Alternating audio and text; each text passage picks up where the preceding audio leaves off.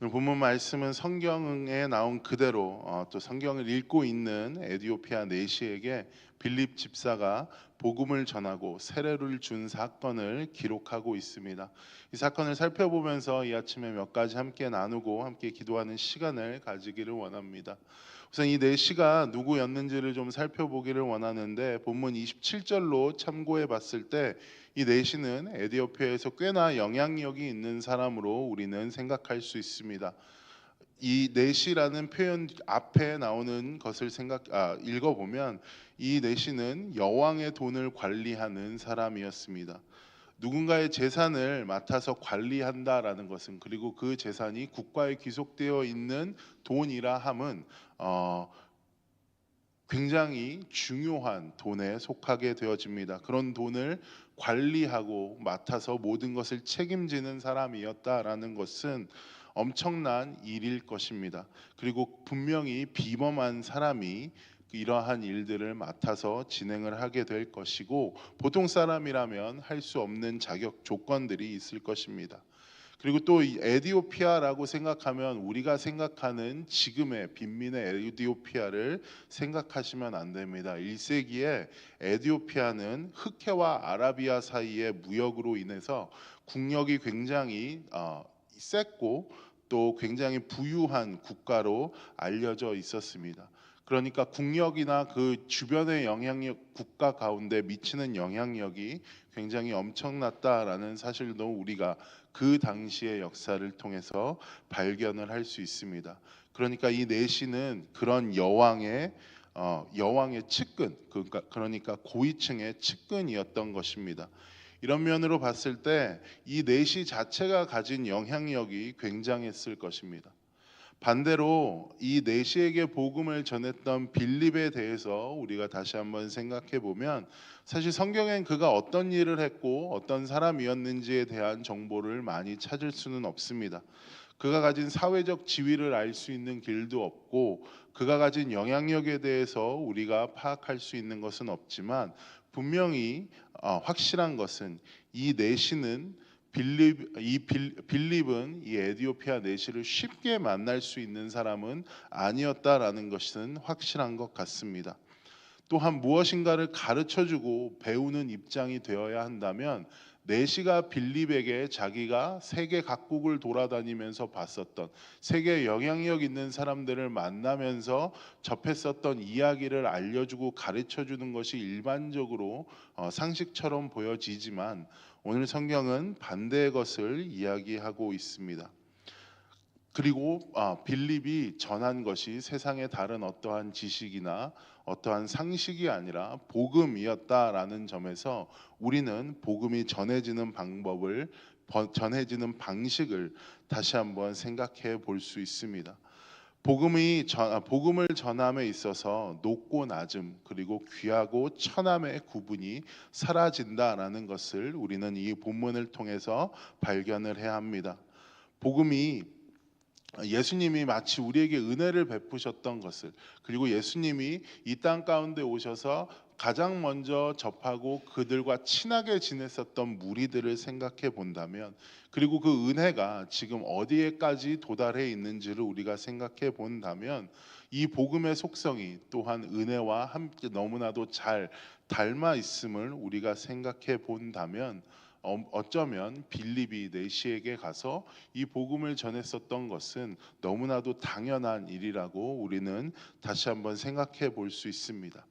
빌립이 내시에게 자기가 보면 사회적으로도 더 높고 어떻게 보면 더 영향력이 있을 것 같아 보이는 사람에게 복음을 전할 수 있었던 이유는 무엇이었냐 하면, 복음이 가진 영향력 자체가 이미 엄청나고 그 복음이라는 파급력이 엄청나기 때문이고, 그 복음의 속성은 높음과 낮음을 가리지 아니하고 그 가진 영향력 자체로 이미 충분하기 때문에 빌립이 내시에게 가서 그 복음을 전할 수 있었던 것입니다.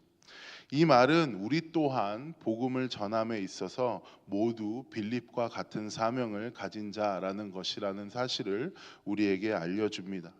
그리고 더 나아가서 이 빌립과 같은 사명을 가진 우리들, 즉 사명자들은 복음을 듣는 자로 존재하는 것이 아니라 전하는 자의 입장에 서기 때문에 또 전하는 자의 입장에서만 알 수 있는 하나님의 마음을 헤아릴 수 있는 지혜를 얻을 수 있습니다. 지난주 튀르키예 선교에 다녀오신 분들의 간증을 들어보면 하나님의 마음을 알 수 있을 것 같았다, 아니면 하나님이 일하고 계심을 보았다라는 비슷한 표현들이 뭐 물론 이렇게 똑같이 100%뭐 똑같은 문장으로 이야기하신 것은 아니지만 그 안에 간증의 내용들을 들어보면 가서 그 난민들에게 복음이 전해지는 과정과 선교의 과정들을 볼 때에 하나님이 그 땅 가운데 어떠한 마음을 품고 계시는지, 하나님이 어떠한 일을 하고 계시는지를 알 것 같았다라는 동일한 간증의 고백들이 나옵니다. 하나님의 눈길이 또 하나님의 손길이 머문 곳이 보여지는 것, 하나님의 마음을 조금이나마 알게 되는 것, 이것이 바로 복음을 전하는 자로 존재할 때 보여지는 것들입니다. 그렇게 오늘 본문의 끝은 이렇게 기록을 하고 있습니다. 사도행전 8장 40절은 이렇게 기록합니다. 빌립은 아소도에 나타나 여러 성을 지나다니며 복음을 전하고 가이사랴에 이르니라 라고 이 끝을 기록하고 있습니다. 빌립이 여러 성을 돌아다니면서 아소도에서도 또 여러 성에서도 결국에는 가이사랴까지 이르러서 계속해서 예수님에 대해 이야기하고 그 기쁜 복음의 소식을 전할 수 있었던 계기가 무엇이냐 하면, 복음을 듣는 자뿐만이 아니라 복음을 전하는 자로 있다 보니까 복음이 필요한 곳, 복음이 전해져야 하는 곳이 자기의 눈에 점점 더 선명하게 보이게 되는 것입니다. 하나님의 마음과 하나님의 손길이 어디에 머물고 계시는지를 깨달을 수 있는 지혜가 하나님과 같은 마음을 품다 보니 생겨지게 된 것입니다. 저는 비단 여러분에게 선교지를 나가라라고 이야기하는 것이 아닙니다. 여러분이 복음을 전하는 자로 마음 먹고 복음을 전하겠다라는 그 마음을 가지고 있다 보면 하나님께서 우리 주변 가운데에도 어느 곳에 마음을 두고 계시는지, 즉 복음이 필요한 곳들이 여러분의 눈에 보이기 시작할 것이다라는 것을 말씀드리고 싶은 것입니다. 그것은 다양할 겁니다.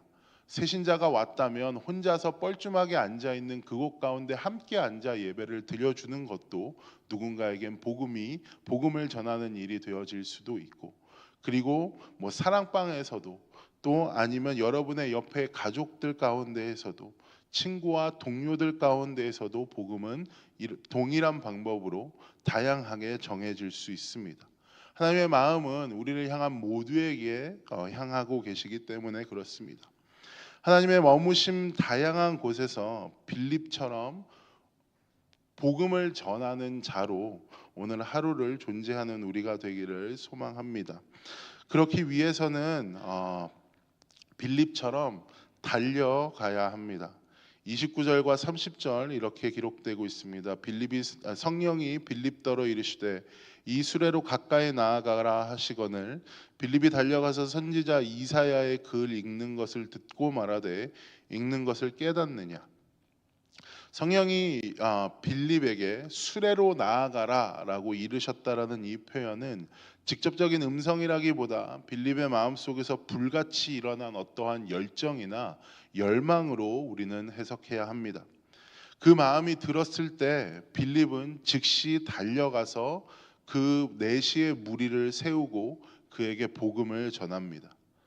빌립이 그 마음이 불타오를 때, 그러니까 성령님이 강하게 그 마음을 조명하셨을 때 않고 어떠한 타이밍을 놓쳤다면 그를 통해 일하시는 하나님의 마음을 이 빌립은 발견할 수 없었을 것입니다.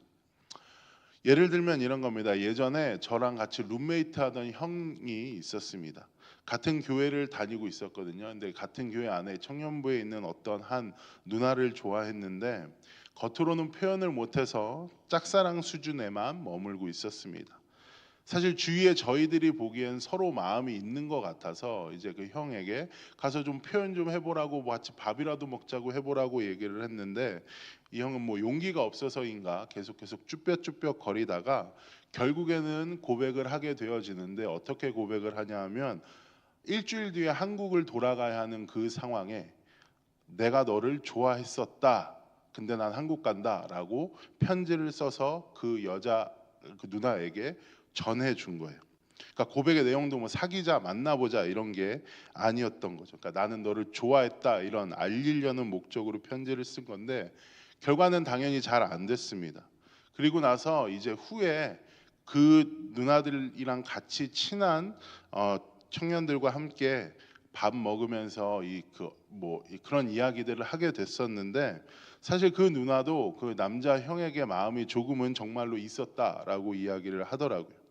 감정을 느끼게 된 게 그러니까 서로의 감정이 있었던 게 어느 정도 맞아요. 그러니까 대략 비슷한 기간을 좋아했던 겁니다. 그런데 이제 이 형이 한국을 들어간다라는 소식을 듣고 난 후에 자기는 여기서 몇 년이 더 남았으니까 결국에는 감정을 정리하는 쪽으로 마음을 가닥을 잡고 이제 그렇게 마음을 먹고 있다가 결국에는 그 편지를 받게 된 거죠. 그러니까 만일 한국 가기 전에 그 형이 한국 가기 일주일 전에 연락하지 않고 그 긴 시간 동안 좋아했던 시간에 한 번이라도 감정을 표현했다면 아마 그 둘의 이야기가 달라지지 않을까 싶습니다. 그러니까 이것도 마찬가지인 것 같습니다. 아무리 여러분 안에 성령님이 역사하시고자 해도 여러분들이 행하는 타이밍을 놓쳐버린다면 그것은 끝입니다. 우리는 앉아서 하나님의 뜻을 구하고 하나님의 음성을 듣기 원하고 성령님께서 오늘 말씀처럼 동일하게 우리에게 음성을 알려주시기를 구합니다. 그러나 오늘 본문을 보며 다시 한번 깨닫는 것은 무엇이냐 하면 단지 성령의 음성을 구하는 것만이 능사가 아니라 먼저 되짚어봐야 하는 우리 안의 마음은 정말로 하나님께서 성령님께서 우리에게 그 음성을 알려주시고 들려주셨을 때 나에게도 빌립과 같이 달려가고자 하는 마음이 있느냐가 먼저인 것 같습니다. 말씀을 마무리하길 원합니다. 우리가 자주 쓰는 표현 중에 물도온 자만이 아는 은혜를 알게 해주십시오라는 관용어구를 가지고 기도를 많이 합니다. 오늘 보니까 빌립은 물도온 자의 은혜를 아는 자였습니다.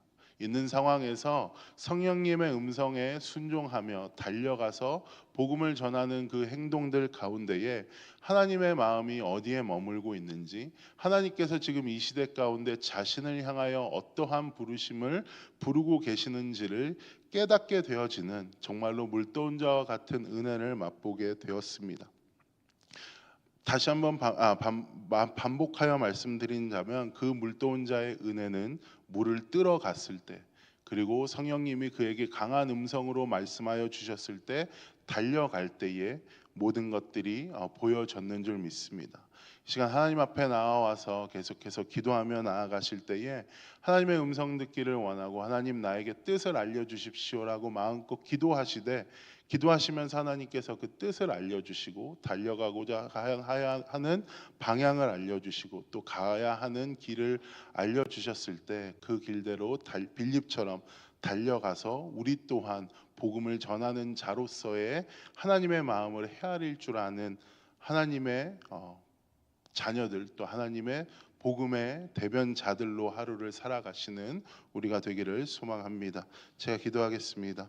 사랑과 은혜 하나님 아버지, 빌립의 이야기를 다시 한번 살펴보면서 아버지 하나님께서 우리에게 매번 말씀하고 계시는 것들이 내 마음 가운데 반복적으로 일어나며 생각하여지는 것들이 어쩌면 성령님이 나에게 계속해서 말씀하고 계시는 것이라는 사실을 다시 한번 깨닫습니다.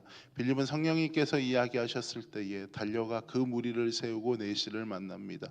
그리고 그 안에서 하나님의 마음을 깨닫게 되어집니다.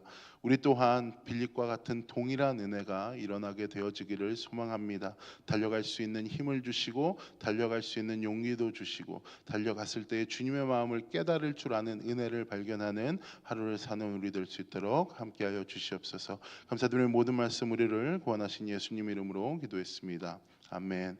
하늘에 계신 우리 아버지여, 이름이 거룩히 여김을 받으시오며 나라의 마옵시며 뜻이 하늘에서 이루어진 것 같이 땅에서도 이루어지이다. 오늘날 우리에게 일용할 양식을 주옵시고 우리가 우리에게 죄진 자를 사하여 준 것 같이 우리의 죄를 사하여 주옵시고 우리를 시험에 들게 하지 마옵시며 다만 악에서 구하옵소서. 대개 나라와 권세와 영광이 아버지께 영원히 있사옵나이다. 아멘.